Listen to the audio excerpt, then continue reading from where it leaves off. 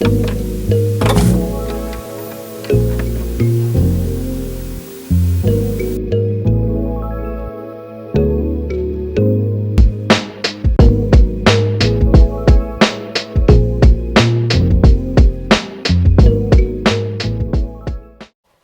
up? It's your boy T-Bear and the reaction to Days from Friday. So I'm about to do the Bones of Bills Friday since there's no new episode of World History TVs that things that happened to TV in the 90s, 1999 episode yet been uploaded. I'm going to go into some Diddy Conway as well too. Now I know there was another new video called Villain TV versus Real Villain is out right now. I'm a horror for it because it involves sinners, and you know I have not got a chance to watch that movie yet. So there's that.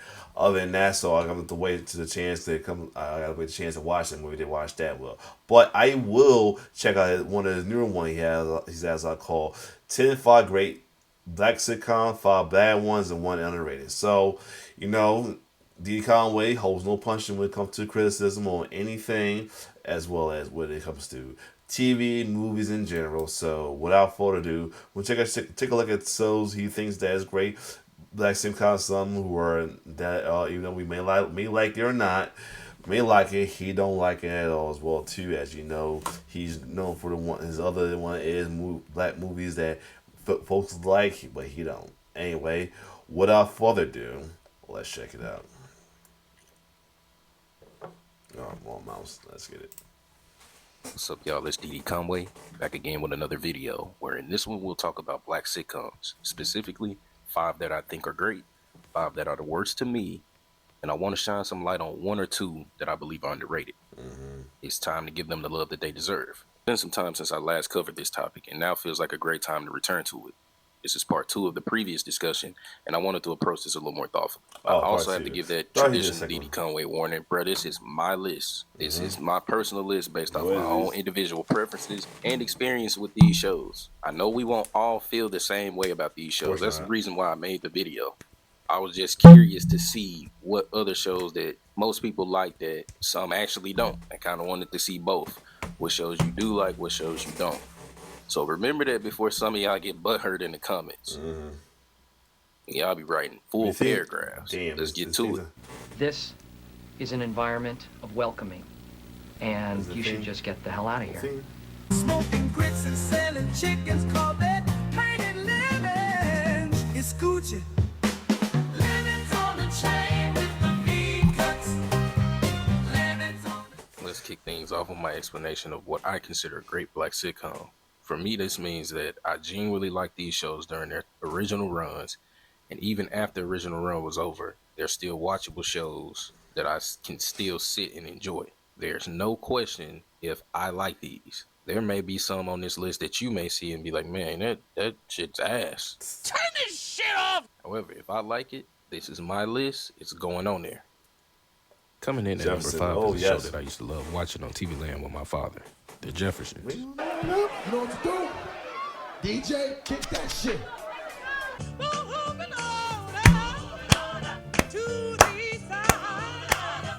That black ass theme song was one that made me happy before the show even fully came on.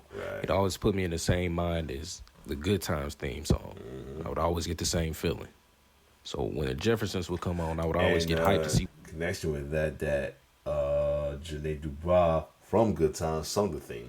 What type of bullshit George Jefferson would get himself into. Because I for sure knew it would be something wild because he never held back. Trying to help you out. Help me out, man. You trying to make time for my wife. You thought you were helping me out? I thought you was my friend. I am your friend. R.P. Ain't it better with a friend than with a stranger? You scum sucking son of a bitch. That's my hoe you my wife. George Jefferson was brutally honest and said exactly what he thought. And to me personally, he would always... And one of the few shows other than Sanford that didn't hold back was saying some controversial words.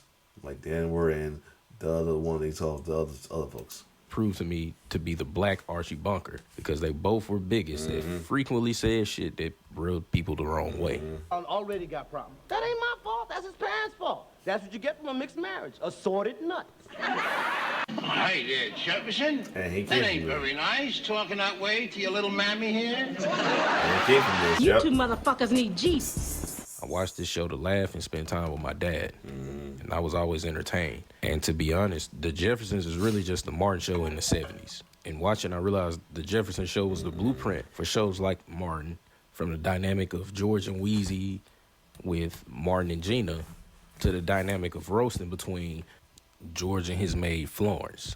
You have to excuse my maid. Every time she opens her mouth, her Yup. brain takes a coffee break. Yup. Of course, you don't have that problem, because you ain't got no brain. Gotcha, bitch. I think it's safe to say that the show laid the groundwork for many black sitcoms that Yup. came after it and paved the way by talking about real issues like race, class, and more with Facts. humor and heart. To me, The Jeffersons will always be one of the greatest sitcoms of all time. Coming in at number 4 on this list is a Living show that Single. can easily top any list of underrated Yeah. black sitcoms. Yes. But it will make my great side of the black sitcoms list because it's one of my personal favorites. I wanted to get the recognition that it deserves because it deserves so much more. It does. And that's Living Single. It does. Somehow, I don't think Denzel is walking around his house going, eggplant? Huh? What, you want some dick? Often overlooked, Living Single was a blueprint for many sitcoms that came after it. In fact, the show Friends owes a great deal of its success and existence to Living Single. Yep. And for those of you who don't believe that, let me show your walrus dick eating ass something. After Warren Littlefield, who was president of NBC, NBC. they asked him if he could have any show on television, any of the new shows, which one would it be? And he said Living Single. It was in the newspaper. And the next thing you know, here comes Friends. And that's just one example for you dick riding, rinky dink, ball eating motherfuckers that don't want to admit it. Man, Friends even came out with damn near some of the same exact episodes. Can we get back to the game? So, how much is the buy-in? Well, maybe Kyle didn't make it plain to you girls. It's men only. How come you guys have never played poker with us? Yeah, what is there? Like some kind of guy thing? Like some kind of sexist guy thing? Like it's poker. Cut that bitch off! And if that's not proof enough, then I don't know what is. Get y'all meat riding ass on, take them balls out your jaws, and do some more research. Lord. Can I put my balls in your jaw? Here you go. Randomness. The randomness, I swear.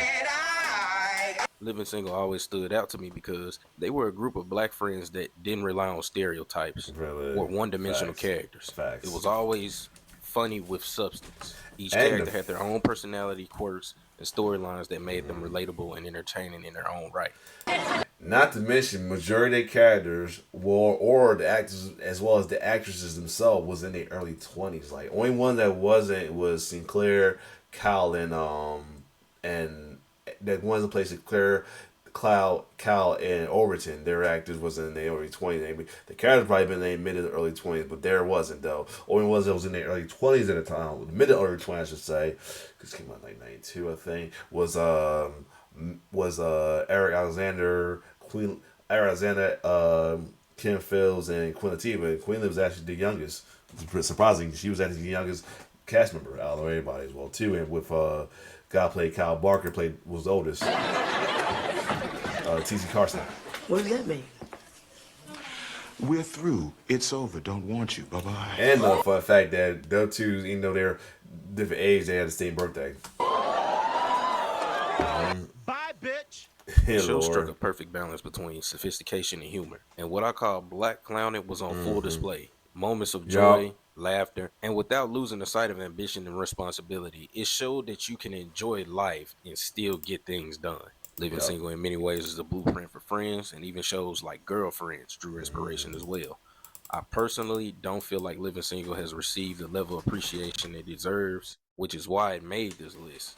It's more than just underrated to me. It's one of the greatest black sitcoms of all time. Coming in at number 3 is the show led by who I believe is the greatest comedian of all time, Bernie Mac in The Bernie Mac Show. Bernie Mac giving us the experience of raising his sister's kids will always be legendary as hell. Then the 6-year-old, he a homosexual. And he gonna walk past me like I'm a visitor. I said, where you going? He said, to get some milk and cookies. Seeing Bernie Mac hit primetime and bring this story to a TV and PG-13 format was unforgettable. The show was hilarious, and one of the reasons I loved it was because of the way Bernie would constantly break the fourth wall to talk to the audience about whatever bullshit was going on at the time. No, sir. No, sir. You all not gonna watch her rub that stuff on my chest. Ain't nothing sacred between man and wife. And the funny about it, they showed kids comedy how I like doing the credits there, or what was it, the credits or his intro before he did his segment, that he kind of projected the TV show like he was joking, said they scared me, they won't give me a TV show because they scared me because he was like the only member of that tour that didn't have a TV show, and he's begging them to give him a TV show, and lo and behold, we got it though, man. Y'all just nosy. Always want to be in somebody's business. Mind your damn motherfucking business, bitch. Yep. Bernie Mac never changed who he was. He showed what it was like dealing with kids in a more realistic way, reflecting the black dynamics that many of us can truly relate to, especially when it comes to discipline. If it escalates to the arm threat level, that's when you got to crack the whip like this. Yep. Yeah, now when they see that, they don't want to see what else gonna happen after that. Right. Now, if you crack that whip like that, only thing, you can't complete a sentence. You got to do things like, boy, I done told you. Next time I tell you. Yep. This show was funny as hell. Bernie Mac indeed was the obvious star, but that didn't stop the kids from stealing the spotlight. They made me laugh just as hard, and specifically seeing how they acted as siblings and how they treated Jordan.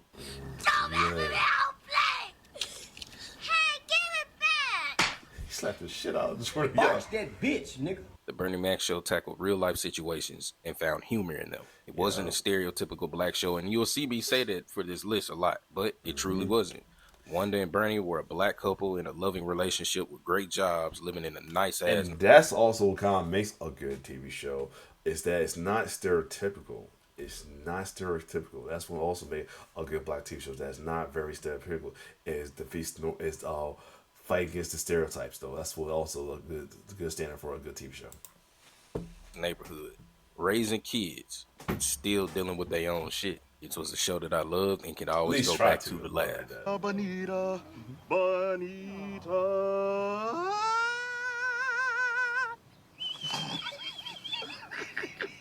Right. Just some book. Coming in. Yes! Oh!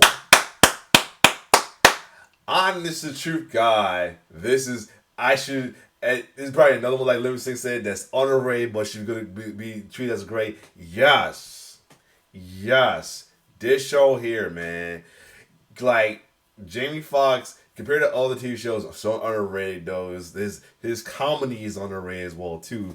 Like, oh man, I don't want to take TV shots, but underrated, man, for real. And then he put a great props right there. Yes, yo, man, this comedy technique and style is so underrated and funny as hell. Sometimes funnier than the typical ones like the Martin and the Freshmen and Wayne Brothers, well too, with his slide talks and all that. It's hilarious. Oh man, Jamie Foxx show. Jamie Foxx is easily one of the most multi-talented entertainers of all time. Oh yeah. And this show was just a major step. Give him his flowers, man. Shout out to BT, give him his flowers, especially with everything he went through, his health and everything, man. He deserved that little recognition at the BT Awards show, for real. Stepping stone in his career, where he proved early on that he could carry a show with his comedic timing, charm, and presence. Facts. Sucker. There you go. Oh yeah, I got something for you too. Yeah.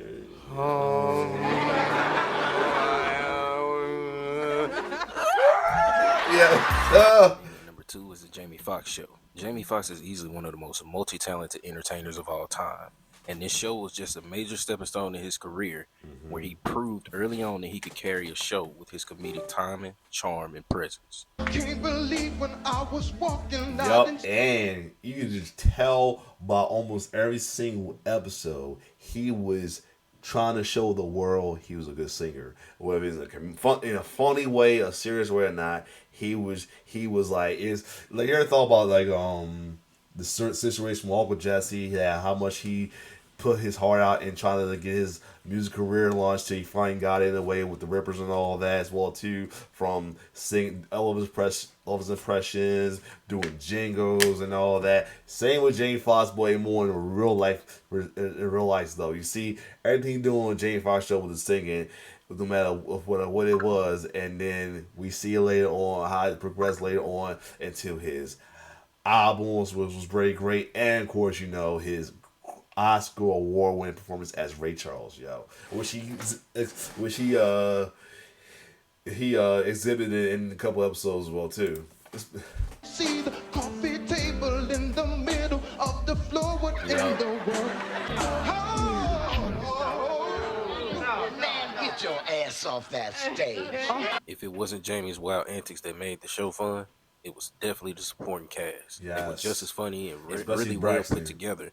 And to me, cast members like Sherry Shepherd held their own and clown with Jamie just as and definitely Sherry Shepherd underrated. Can't get not just the main cast like Chris B. Donkey, aka Braxton, Garcelle, Fancy, and Helen and Uncle Junior, but the ones who had recurring roles like this got the crew from the gigs from the Jiggles 300, Mouse and Phil and all of them, and then Sherry Shepherd. I think this is a show that put me on to Sherry Shepherd as well too, and she doing her thing now too. So yeah, that's something to think about. How you feel? Yep. Jamie's overall ability to embody a wide range of personalities showed exactly how talented he was. Yes. So it's no surprise that he would go on to have the successful career that he ended up having. Hey, back up off me now. You don't know me like that. I'm sorry. Coming in at number one on this list is technically his a cartoon. That's literally his favorite, right? That's literally a lot of his I'm gonna say it right now. Diddy Conway's personality is based off of this. I'm gonna be honest. A lot of his last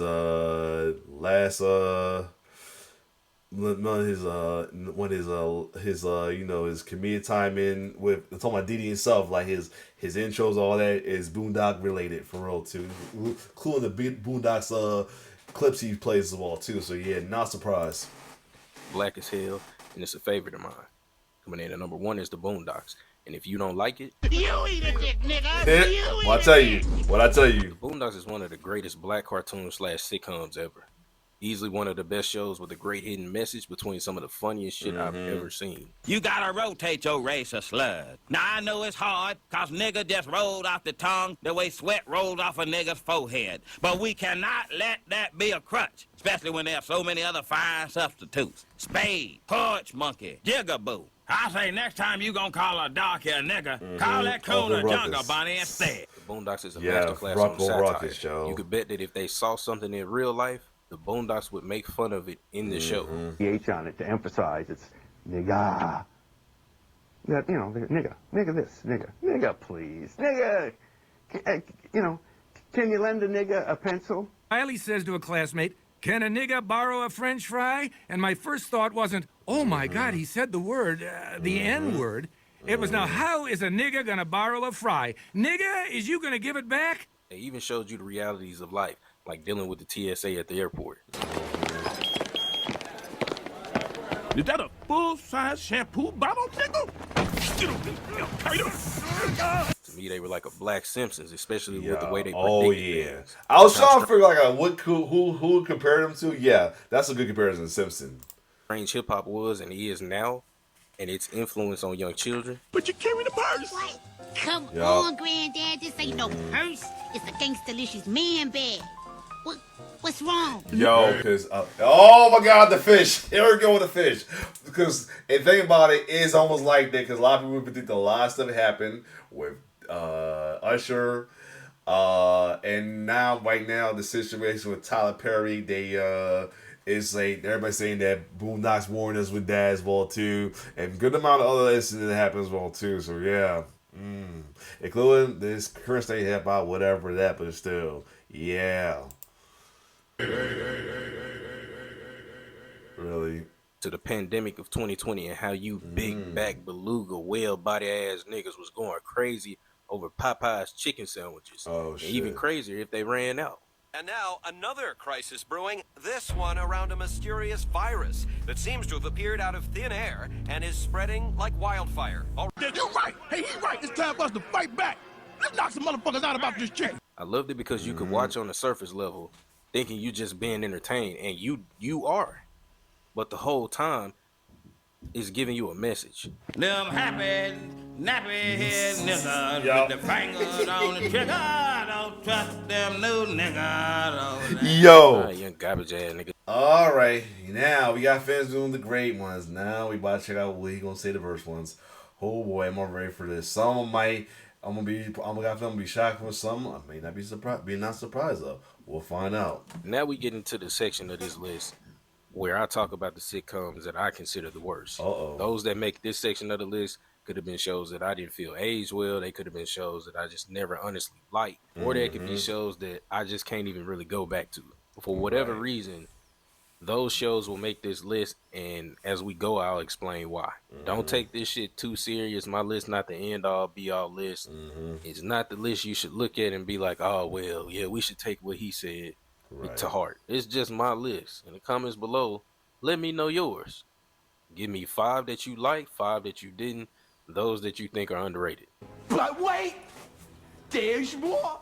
Coming in at number 5 on the worst list is a show that started out. I give him that one because like it was like not something that I can get into it, but I can dig this one. I can dig it. I can dig this one. Not being what it is, not being that great. Yep, I can dig it. That is a very popular movie. Are we there yet? I never understood why they turned this bitch to a TV show. Yeah, it didn't need to be. You looking at one good black man right now that can snap your neck in 2.3 seconds. Cut that bitch off. And that's one reason I didn't fuck with this show. Cube, evil Humpty Dumpty looking at nigga. If you gonna put yourself in the show, bro, play the main role. Play the role we used to see. Yo, he always coming with the crazy ass everyone. The crazy kept insults your he role, come and it with, still would have probably been a better show. Instead, you left us with Terry Crews, who changed the whole tone of the show. Wake your bitch ass up, Lucky Charms. What's up, Terry Crews, man? Teriyaki, turd nugget looking at nigga. I don't feel like this show brought us anything special that we hadn't seen already. It was really just generic as hell, bland as hell, and it failed to have the edgy style humor that the movie introduced us to. Them kids was bad as hell, and this ended up being watered down. I would tune into this shit from time to time, expecting that same type of vibe that the movie brought, but it felt dollar store as hell. To me, it's also hard to see one TV dad and one light, and then watch them play another TV dad as a character. Everybody can't do that. Everybody can't really make you separate what you saw that was good into something that's now mid as fuck.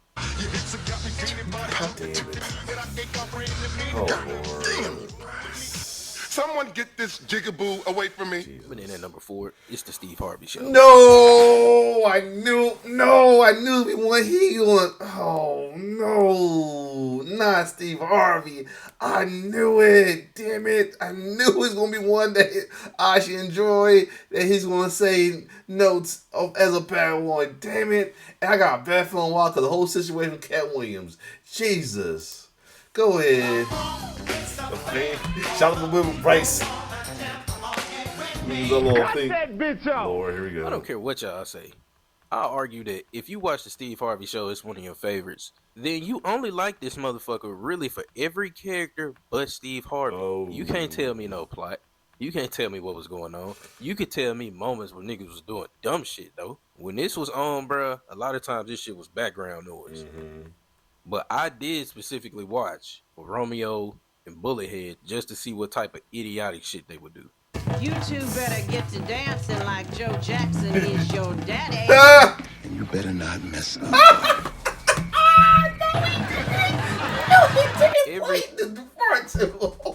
No, he didn't play a part from Jackson Murray Dream. God damn it.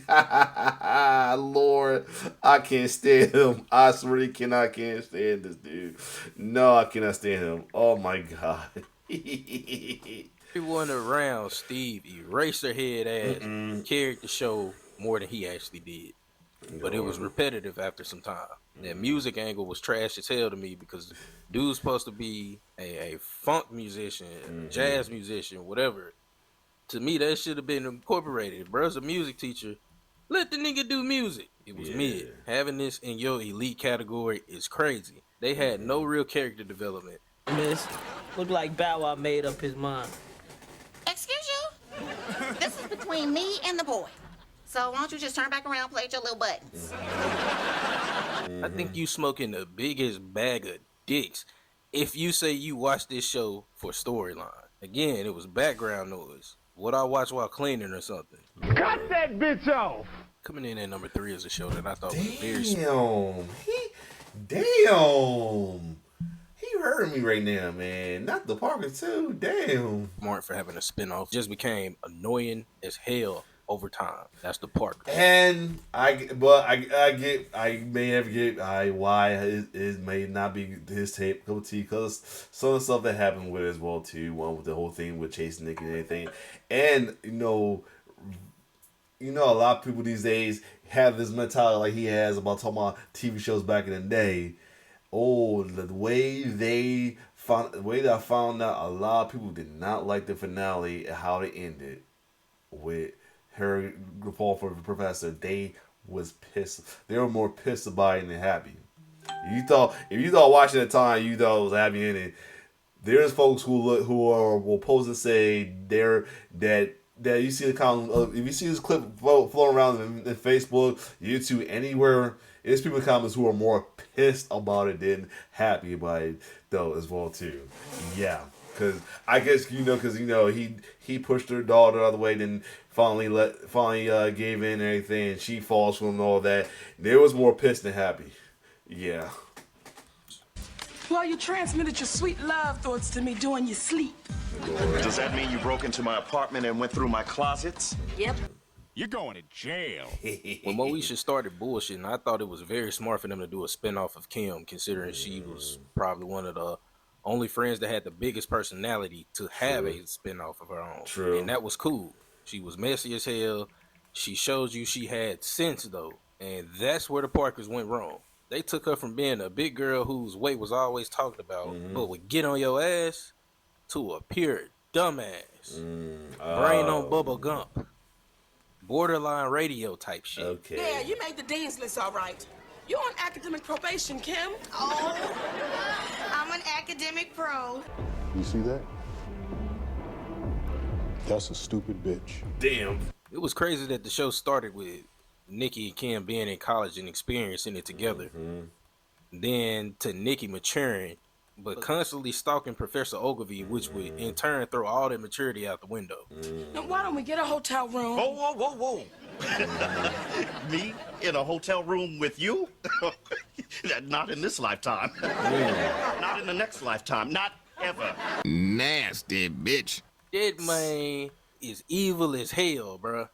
The man had twists with no intentions on ever letting them bitches really grow to life. Here we go. You a dangerous nigga. Then their catchphrase pissed me off. The hey, Cut that bitch off! After a while, I couldn't stand it. Monique Countess Vaughn will forever be iconic for the Parkers, in my opinion. I didn't like how the concept of it changed. Kim got her chance and was turned into a dumbass. Nikki finally got a new man just to still end up with the man she stalked the whole Yup. A lot of people, like I said, a lot of people was pissed about that she finally got somebody like him, then him going back to him after everything he went after all that, when he finally gave in and all that. Yeah, a lot of people was pissed about that. Very pissed about that. show. Who was disgusted by her the whole time. I'll put these folks together to make a live action Timon and Pumbaa. Coming in at number 2. Oh, Lord. I should know this was not too far behind just because. Because, this is another one. I loved it, but a lot of people was talking a lot of shit about it at the WoW. For real. They were. Because of how they talking about how Mauricio was a brat. And, of course, the worst, Frank Mitchell being the worst father in history. I've been watching this channel long enough, then this shit come as no surprise to you. It's Moesha. Moesha was a classic in its time, and I can't deny that. But plenty of us tuned in to watch. But the more I watched, the more I realized it's just her being an asshole unnecessarily the whole season. And to point out one moment that used to make me lose brain cells every time. Of course she likes it, D. What's not to like? It's not a Jeep. Miles. Daddy, it's a really beautiful car. But it's not me. Nasty bitch. Man, take your overthinking, octopus-looking ass the fuck on. Had to change the TV on your garbage ass for all these disgraceful ass decisions you used to make. Bro, your pops surprised you with a nice ass car. Well, your garbage ass chose to be ungrateful just to end up driving this bullshit right here. Yo. Check stand 1. We've got a bulk item, a piece of shit Honda Nile Piece of shit 116. Man, Mo, we should eat fentanyl burritos, fried brain ass nigga. You have to be doing some of the finest of drugs to turn down a perfectly good car to drive some shit like that. These decisions like that and the constant belittling of Kim that made me not fuck with the show personally. But I respect it for what it did culturally. What I'll never respect is the addition of Ray J. If you add Ray J to your sitcom, that motherfucker got 1 to 2 seasons, tops. And it won't be nearly the same show you remember, bro. And I stand firm on that. That bitch off. Coming in at number 1 is a show that started out very good, but quickly turned to a can of bounce. Now I can agree with this because it is one time that you watch one. If you stop watching one episode, it was a wrap. You didn't care for it. You didn't care for it. You didn't care for it anymore. You just didn't care for it anymore, yo. It was that. It's how bad it was. Yeah, you just didn't care for it anymore. Anyway, but and from what I heard about it afterward, it did get worse. That ass. And number 1 is Empire. Yeah, drip drippity, drop that hoe off in the trash. Grown angry beaver looking at niggas. Season 1 of this was good. I ain't even gonna lie about that.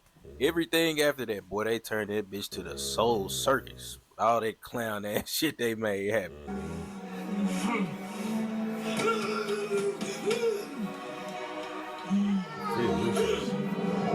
What the hell? What the hell? I did not know about that one. Whoa, yeah, that was when I started watching it. Jesus Christ.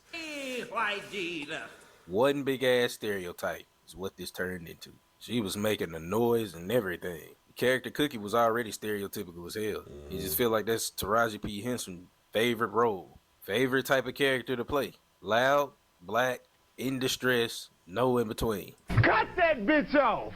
Every time I used to see Lucius Lyons rapping, it used to give me PTSD. The only thing I'm thinking about is hustle and flow. Yup. Sitting back, reminiscing. Man, a plain boneless chicken nigga looking at nigga, light skin. Yo, a lot of people was downplaying that one though, saying big worm looking at nigga, biscuit with a perm looking at nigga. Man, they ran this bitch to the ground. Lee Daniels need his ass whooped for even ever thinking about turning this bitch to what he turned it into. The first season was cool, and the second season was like, damn, we didn't expect the first season to blow up. Let's just write some bullshit. Then it didn't help that Jesse Smollett hired 2 black dudes to fake beat his ass. Overall, Empire was a fucking mess, bro. It played in the hell of black stereotypes, and they had too much going on. Drip, drippity drop like Bussy now. And for the last one, we have the underrated. My one underrated show. Yes. Good one. Yes. Yes. Definitely underrated, man. Oh, yeah. Definitely underrated, man. So underrated. It don't get put. You have to go on Tubi to watch it. You don't. It's not on no syndicated show to play. They play a lot of like syndicated show. It's not only none of that. You gotta go on Tubi. You gotta look it up on YouTube just to watch some episodes, man. It's crazy and it's wild. Or watch clips of it though. It's definitely very underrated. Is the show Rock? Now, how we don't talk about this show is almost amazing to me because I really think it was just before its time. They was like one of the one black sitcoms that didn't rely solely on comedy. It was a mix. It was a great balance. You gonna watch some shows, you gonna laugh, but you gonna watch some shows and that shit gonna get real. And that's what made me like the show. It was a real raw show. I just really deeply feel this was before its time. I deeply believe if it comes out just maybe 2 years later instead of the early 90s, Rock probably would have had a different outcome. Definitely. It probably would have lasted a lot longer. Alright, cool. Hold on a second. Anyway, so there you have it though. This was definitely good put together though. The great list definitely was lovely. hurtful with a couple of the ones in the bad list as well too. The only ones I was kind of was Steve Harvey. Parker's a Moesha, but I understand the reason. Steve Harvey somewhat, I guess, depends on where you look. Depends on where you look at it from as well too. Parker, I mean, where you like it, and to think about it, where you like it, there's some things that we think about that give him reason to be put in this section right here as well too. Same one with Isha though. Empire, yeah. I mean, like I said, after a while, you like unintentionally you realize you start watching it. You thinking maybe because you had a time to do it, but really it was just a way to get you away from the show because your instinct just knew it was gonna get worse. That's all. Anyway, other than that. And shout out to this being picked as the underrated one. Rock. Definitely is a good one. A good pick right there. But other than that, if you like my reaction to this, like, share, subscribe to my YouTube channel. Shout out to DD Conway always. It's your boy T-Bear. Sign off. I'm debating on doing this one though. The black villain one. I might check it out as well too.